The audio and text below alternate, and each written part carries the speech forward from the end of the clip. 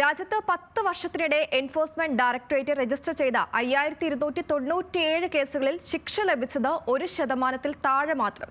UPI പ്രകാരം 8719 case register ചെയ്തതിൽ കുറ്റവിമുക്തരായവരുടെ എണ്ണം ശിക്ഷിക്കപ്പെട്ടതിന്റെ ഇരട്ടിയിലധികമാണെന്നാണ് കണക്കുകൾ.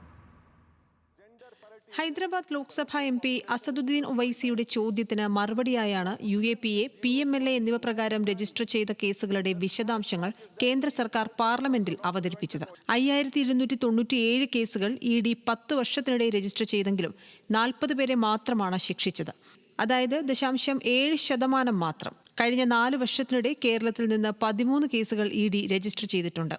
ഏറ്റവും കൂടുതൽ കേസുകൾ രജിസ്റ്റർ ചെയ്തിട്ടുള്ളത് ഡൽഹിയിലാണ്.